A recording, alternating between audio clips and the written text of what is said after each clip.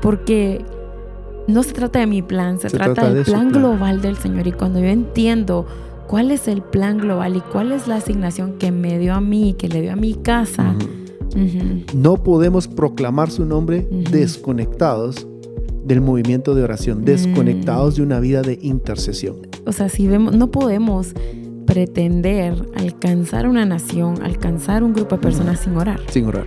Verlo a Él. Ese va a ser siempre el orden. Verlo a Él y de verlo a Él vamos a hacer.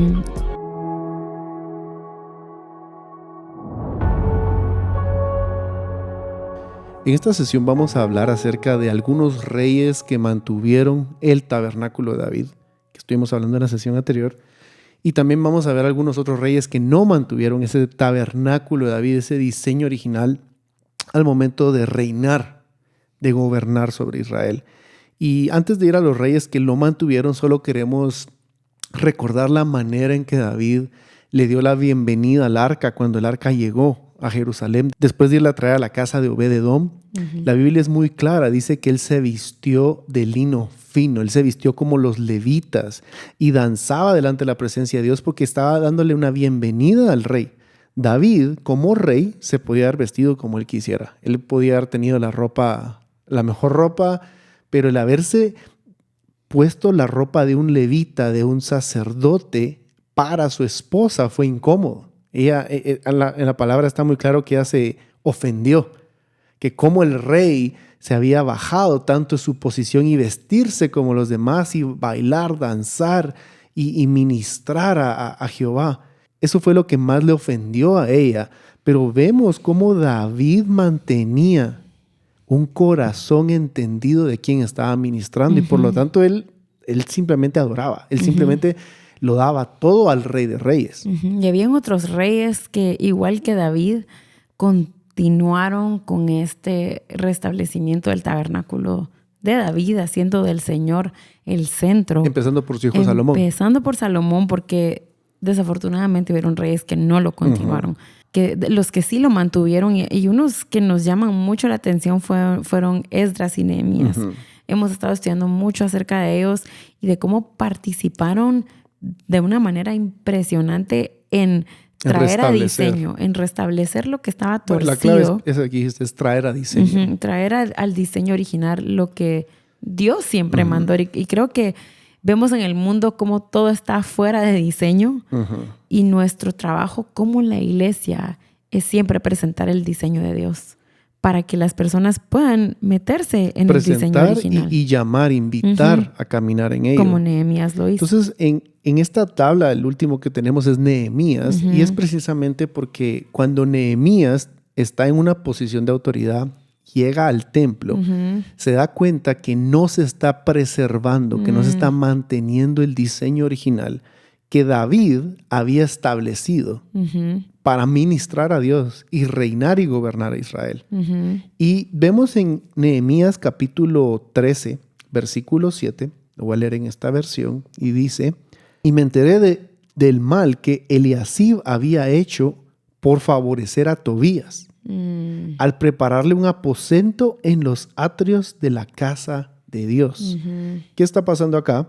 Y cada cuarto de estos lugares estaban hechos para algo en específico, tenían una función para albergar los elementos, para albergar todo aquello que había sido consagrado para el templo del Señor. Y viene Eliasib y agarra la casa del Señor como que es un hotel, como que es un Airbnb y le está dando hospedaje. Están usando los cuartos para lo que no es. Y esto a Nehemías lo incomodó, le causó problema. De hecho, el capítulo 13 en esta versión dice las reformas de Nehemías. Porque Nehemías tuvo que traer a colación el problema, reformarlo y llamar al diseño original. Y sigue en el versículo 9, también sigue explicando qué es lo que Nehemías hizo, que dio órdenes para limpiar lo que estaba mal. Dice: entonces ordené que limpiaran los aposentos y puse de nuevo allí los utensilios de la casa de Dios, con las ofrendas de cereal y el incienso. También descubrí, esto es bien importante, que las porciones de los levitas no se les había dado, por lo que los levitas y los cantores que hacían el servicio se habían ido, cada uno a su campo. Por tanto, reprendí a los oficiales y dije, ¿por qué está la casa de Dios abandonada? Entonces reuní a los levitas y los restablecí en sus puestos. Entonces todo Judá trajo el diezmo del cereal, del mosto, del aceite a los almacenes, y puse al frente de los almacenes al sacerdote Selemías, y podemos leer los nombres de cómo él los organizó. Y luego dice el versículo 14, acuérdate de mí por esto, Dios mío, y no borre las obras de misericordia que he hecho por la casa de mi Dios y por sus servicios. Interesante cómo Nehemías llama a orden, los confronta y les dice, esto se está haciendo en mal, desorden. Vamos a arreglarlo. Y al mismo tiempo de Nehemías hay otro profeta, Malaquías, que trae también esto a colación de que no se están trayendo los diezmos al lugar donde deben ser traídos. Y está en Malaquías 3, versículo 8, donde dice, ¿robará el hombre a Dios? Pues vosotros me estáis robando. Pero decís, ¿en qué te hemos robado? En los diezmos y en las ofrendas. Y el versículo 10 dice, trae todo el diezmo al alfolí para que haya alimento en mi casa. Y ponedme ahora a prueba en esto, dice el Señor de los ejércitos. Y continúa hablando Malaquías, pero este es ese momento donde está llamando la atención de que para lo que tenía que haber sido usado, la casa de Dios no estaba siendo usado para eso. El problema fue que no traían el diezmo, no traían las ofrendas, no traían los recursos a la casa, y esos recursos era para pagarle a los levitas. Recordemos que David designó que los levitas, él asignó puestos y había un grupo de personas, estos levitas, había un grupo de personas que adoraban, que ministraban la presencia de Dios constantemente, y leímos hace unas sesiones atrás que los exoneró de todo otro trabajo. Es decir, ya no vas a trabajar en la farmacia, te vas a dedicar a ministrar el nombre del Señor todo el tiempo. Y la consigna, la promesa era, yo voy a proveer para ustedes y sus familias.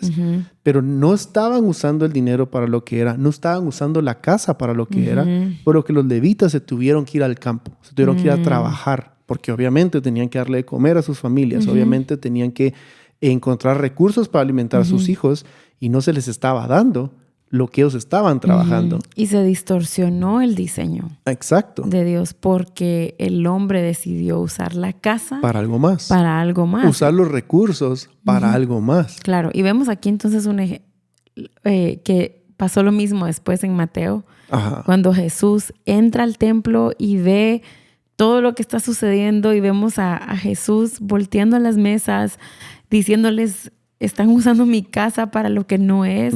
La convirtieron en una cueva de ladrones. Y la referencia está en Mateo 21:13, pero es el mismo espíritu de fuera de diseño. Y cuando Nehemías está trayendo a colación este problema de que no lo están usando para lo que es, no podemos perder de vista que el punto central es que no habían levitas en la casa. No se estaba ministrando, no se estaba adorando el nombre de Dios, lo cual era el punto central del tabernáculo, era el punto central del templo. Ese es el punto central de la casa de oración. Ese es el punto central de reunirnos a ministrar el nombre de Dios. Y lo hacemos con música, sí. Lo hacemos con intercesión, sí. Lo hacemos con ofrendas también. Hacemos con ofrendas también. Pero si estamos haciendo las cosas fuera del diseño, algo hay que evaluar, algo habrá que arreglar, porque como tú bien decís, Jesús vino y pateó las mesas y dijo, han hecho de mi casa de oración, ¿qué? Una cueva de ladrones, pero él se refería a mi casa de oración. El punto central siempre ha sido que es una casa de oración. Y con esto creo que el Señor también traía a colación que se había perdido de vista quién era el centro de la casa. Era él, Porque no se trata de solo orar por orar, sino entender que estoy permaneciendo en Él, que estoy haciendo de Jesús el centro, que lo estoy viendo, que estoy ministrando su presencia. Entonces, este es este tema, es restablecimiento del orden. Y siempre va a ser, verlo a Él. Ese va a ser siempre el orden, verlo a Él, y de verlo a Él vamos a hacer. Y yo creo que esto es importante que en los días que vivimos se levanten Nehemías, que puedan corregir con amor, que puedan traer a orden y traer esta luz de un diseño original para que la iglesia camine en la posición correcta. En el diseño correcto. Porque vemos que la iglesia desafortunadamente ha perdido el diseño, ha perdido el enfoque y se ha levantado al hombre por encima. Al hombre, al programa, a las actividades, por encima de lo original. Entonces, por eso estamos estudiando esto. Y por eso estamos estudiando esto. Y cuando Jesús viene y levanta, patea en las mesas, lo que él dijo de que leámoslo en Mateo. Mateo 21:13 dice: y les dijo, escrito está, mi casa será llamada casa de oración, pero vosotros la estáis haciendo cueva de ladrones. Cuando Jesús dice esto es una referencia a Isaías capítulo 56, versículos 6 al 7, y lo voy a leer y dice: y a los extranjeros que se alleguen al Señor para servirle, a los extranjeros, y para amar el nombre del Señor, para ser sus siervos, y a todos los que guardan el día del reposo sin profanarlo y se mantienen firmes en mi pacto, yo los traeré a mi santo monte y los alegraré. ¿En dónde? En mi casa de oración. Sus holocaustos y sus sacrificios serán aceptos sobre mi altar, porque mi casa será llamada casa de oración para todos los pueblos. Otra versión dice para todas las naciones. Cuando Jesús está diciendo esto, él está haciendo referencia a una palabra profética en Isaías, capítulo 56, que habla que en un futuro, en un momento, que cuando Isaías lo dijo no estaba tan cerca, iba a haber un momento en el cual el extranjero, como dice esta versión, no sé si tu versión dice diferente, pero dice que cuando el extranjero se allegue al Señor. A los hijos de los extranjeros. Cuando los hijos de los extranjeros le sirvan, le amen, guarden el día del reposo, mantengan firmes en su pacto, él dice que los va a traer a su casa de oración. A su santo monte. A su santo monte, y en esa casa de oración van a ser llenos de gozo. Se alegrarán en mi casa de oración y mi casa será casa de oración para todas las naciones. Y creo que este es el conflicto que Israel tiene ahora. Esa parte de todas las naciones, esa parte de los extranjeros también pueden llegar al monte Sión, pueden ser llevados ahí, pero es una palabra profética que habla de esa expansión del evangelio a las demás naciones, no solo para Israel. Y lo hablamos en la sesión anterior con el ejemplo de Obed-Edom, la representación del gentil adorando, ministrando, administrando la presencia de Dios en la manera correcta, al punto que es bendecido. Esa bendición es lo que habla acá. Sí, que porque hay gozo. Se había destruido el diseño antes. Exactamente. Y Obed-Edom lo cuidó. Y ahora, como tú dices, hay gozo. Hay gozo. Y se expande a las naciones.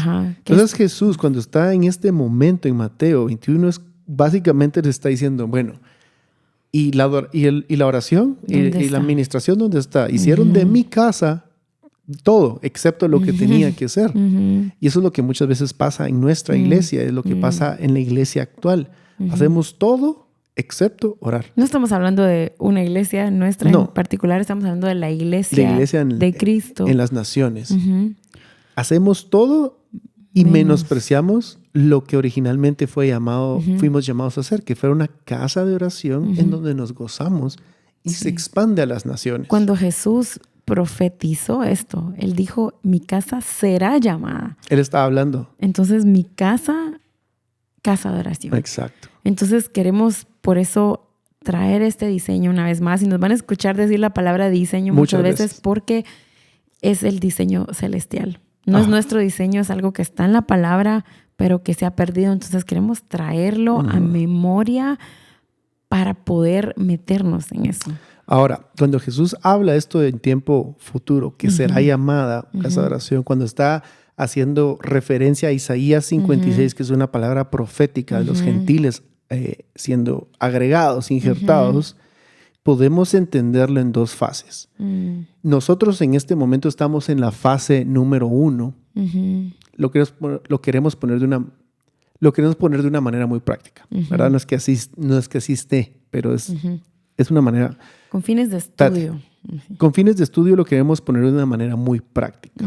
Hay dos fases. La primera fase, que es en la cual nos encontramos en este momento, y lo vamos a poner en la pantalla, consiste en personas en el pueblo de Dios a lo largo de las naciones reuniéndose para adorar e interceder en similitud al diseño del tabernáculo de David. Y la fase 2 es el retorno físico de Jesús al monte Sión, desde donde estará gobernando todas las naciones. Y esto ya es el restablecimiento final del tabernáculo de David. Entonces vemos cómo ya vimos anteriormente una imagen de esto con Obed-Edom y con David. Y ahora queremos hablar de 4 palabras o 4 porciones en la palabra que hablan proféticamente de esto en la fase 1. Sí, porque en el Antiguo Testamento hay muchas palabras proféticas que apuntan hacia esta fase 1 que estamos hablando, pero queremos mencionar solo 4 porque no queremos tardarnos tanto. Pero antes de leerlas, queremos recordar o que vayas a Mateo capítulo 24, en el versículo 14 en específico, que se habla que en el final de los tiempos, estoy parafraseando, ¿verdad? Cuando el Señor Jesús esté pronto a regresar, en ese último stretch, el nombre de Él va a ser conocido en todas las naciones. Es decir, el evangelio será predicado en todas las naciones. Una de las señales de los tiempos finales es que el evangelio va a ser predicado en todas las naciones. Ahora, las palabras proféticas que vamos a leer en este momento son eventos que van a estar sucediendo al mismo tiempo que el evangelio está siendo predicado en todas las naciones. Lo que sucede es que como iglesia tendemos a separar estos dos momentos. Vemos como, bueno, hay que orar, que oren ellos y yo me voy a dedicar a evangelizar. Y está bien, yo sé que hay diferentes llamados, hay diferentes cosas que hacemos en el cuerpo, pero tenemos que entender que el evangelismo, que el proclamar el evangelio, que el ir a predicar a las naciones está 100% amarrado con un movimiento de oración y adoración en las naciones. No podemos proclamar su nombre desconectados del movimiento de oración, desconectados de una vida de intercesión. Y creo que eso es lo que queremos animar, porque en nuestro corazón hay tanta deseo de que caminemos en cuerpo, caminemos juntos viéndolo a Él. Y claro que hay ministerios, claro que hay dones, pero todo parte de ese permanecer en Él, todo parte de ese tiempo con el Padre, de ese ver a Jesús, y luego de ahí sale el proclamar el evangelio a las naciones. Entonces, la primera palabra profética que vamos a estudiar es Malaquías 1:11. Y dice,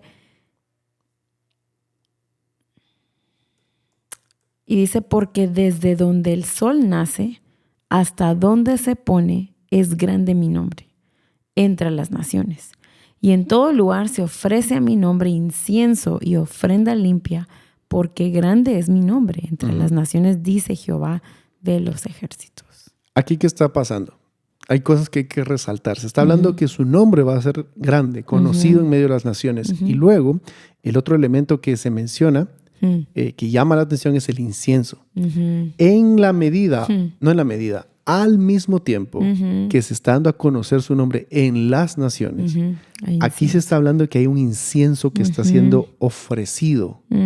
O sea, en las naciones se va a comenzar a dar ese movimiento de oración, de intercesión, y junto con ello, su nombre va a ser conocido. Yo creo que si vemos, no podemos pretender alcanzar una nación, alcanzar un grupo de personas sin orar. Sin orar. Yo creo que eso es básico. Pero se hace. Y se hace mucho. Pero Malaquías está hablando está profetizando que cuando este restablecimiento del tabernáculo de David se comience a dar en esa fase anterior al restablecimiento total, cuando Jesús regrese, es que va a haber un movimiento de oración, de intercesión, de adoración, llamarle como querrás. Y al mismo tiempo, el evangelio va a estar siendo predicado en todas las naciones. Dice que su nombre va a ser grande en las naciones. Lo declara el Señor de los ejércitos. El movimiento de oración se está despertando en los jóvenes. El movimiento de intercesión se está despertando en las naciones y se está yendo a predicar. La gente está yendo a predicar a las naciones más perseguidas en conjunto con la oración. Vamos a ver una siguiente palabra profética. Isaías 24, 14 al 16 dice: ellos alzan sus voces, gritan de júbilo. Desde el occidente, eso es clave, dan voces por la majestad del Señor. Por tanto, glorificad al Señor en el oriente, el nombre del Señor, Dios de Israel, en las costas del mar. Desde los confines de la tierra oímos cánticos. Gloria al justo.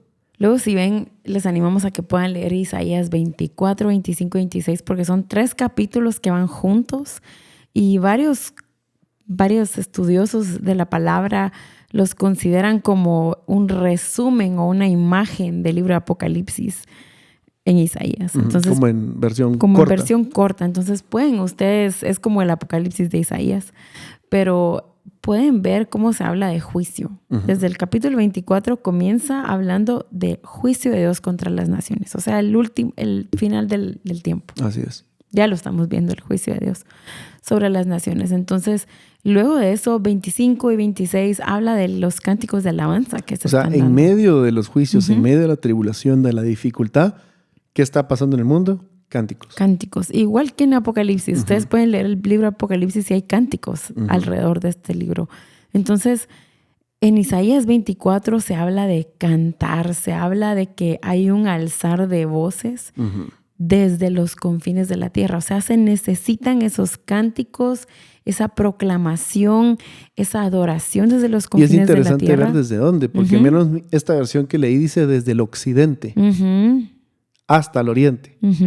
Y nosotros estamos en occidente. Entonces, en el contexto de los últimos tiempos hay un crecimiento de adoración. Hay un movimiento que el Espíritu Santo, porque ese es su diseño, está despertando en la iglesia para que entendamos que es necesario centrarnos otra vez en el Señor. Y lo estamos viendo. Los países latinoamericanos están siendo despertados al entendimiento de la casa de oración, del movimiento de oración e intercesión, y al mismo tiempo que nos metemos o nos subimos a ese vagón, inmediatamente el Señor está despertando los corazones para ir a proclamar el nombre de Jesús a las naciones del Oriente, a las naciones del Medio Oriente, y eso está trayendo salvación. Y eso es lo que va a traer o desencadenar que el nombre de Jesús sea conocido en todas las naciones. Pues te das cuenta, va de la mano. Sí. Las naciones latinoamericanas están encendiendo en la intercesión y en la oración, y el Señor nos está prendiendo a tal punto que nos está enviando a predicar su nombre a esas naciones. Y esto no es una moda, creo que podemos verlo como un diseño de Dios. Es un diseño de Dios. Es la fase 1. Solo es importante ver que podamos tener el entendimiento correcto y no caigamos en, bueno, todos lo hacen, yo también y no entiendo. Por eso el tabernáculo de David, siempre, ese templo era... Me siento, lo ministro y le pregunto. La semana pasada hablábamos acerca de que por mucha emoción que tengamos, si no le preguntamos cómo hacerlo, no sirve de nada. Entonces, si Él nos está encendiendo antes de agarrar un avión e irnos, antes de meternos y abrir una casa de oración, por ejemplo, preguntémosle al Señor, ¿cuál es mi función? ¿Cuándo querés que sea? ¿Qué querés que haga? ¿Con quiénes querés que...? Todas esas preguntas hay que hacérselas. Veamos uno más. Isaías 62, 6 al 7. Dice, sobre tus murallas, oh Jerusalén, he puesto centinelas, varias centinelas. En todo el día y en toda la noche jamás callarán. Los que hacéis que el Señor recuerde, no os deis descanso, ni le concedáis descanso hasta que la restablezca, hasta que haga de Jerusalén una alabanza en la tierra. Entonces aquí vemos una imagen del voto de David que dijo, no voy a dar descanso a mis ojos hasta que encuentre un lugar para el Señor. De la misma manera el Señor ha diseñado intercesores, centinelas, aquellos que vigilan hasta que el Señor de ellos vamos a hablar más adelante, así como más en profundidad. Pero solo lo queríamos agregar a esta sesión para ver la función del centinela, es que no da descanso. Sí. Está clamando, está pidiendo, está intercediendo, está orando y no da descanso al Señor. Y esa es la participación de nosotros como hijos, de funcionar en ese aceleramiento, en esa identidad que Dios nos dio, de poder participar en el plan global del Señor. Y vamos a ver otra palabra, y es la última, Isaías 42, versículos 10 al 13. Cantad al Señor un cántico nuevo, cantad su alabanza desde los confines de la tierra. Los que descendéis al mar y cuanto hay en él, las islas y sus moradores. Levanten la voz el desierto y sus ciudades, las aldeas donde habita Cedar. Canten de júbilo los habitantes de Selá. Desde las cimas de los montes griten de alegría, den gloria al Señor y proclamen en las costas sus alabanzas. El Señor como guerrero saldrá, como hombre de guerra despertará su celo. Gritará, sí, lanzará un grito de guerra contra sus enemigos, prevalecerá. Hablamos aquí de otra vez del Señor, de su carácter como ese siervo, pero también de la victoria de los últimos tiempos, de que Él va a vencer sobre sus enemigos. De hecho, esta versión dice que este es el canto triunfal, o sea, al final. Sí, al final del tiempo se habla que esto es lo que va a suceder y me encanta que dice canto triunfal. Entonces, hay un levantar de voz, hay una exhortación a cantar, a adorar. Y creo que no es solo por cantar, obviamente, es para que su nombre sea conocido en la tierra. Va de la mano. Va de la mano con el movimiento de que su nombre, de que el evangelio llegue a todas las naciones. Entonces creo que no podemos separarlo. No se puede separar. Tenemos que entender que el fin del tiempo se va a dar en conjunto con un movimiento de oración, adoración e intercesión. Y esa es la importancia de la casa de oración. Sí, te puedes regresar al diseño original para participar en la profecía bíblica. Y me encanta que hay un pastor que nosotros reconocemos mucho y él dice, encontrar tu lugar en la palabra profética, encontrar cuál es tu asignación, porque no se trata de mi plan, se trata del plan global del Señor. Y cuando yo entiendo cuál es el plan global y cuál es la asignación que me dio a mí, que le dio a mi casa, puedo participar fielmente en esa asignación.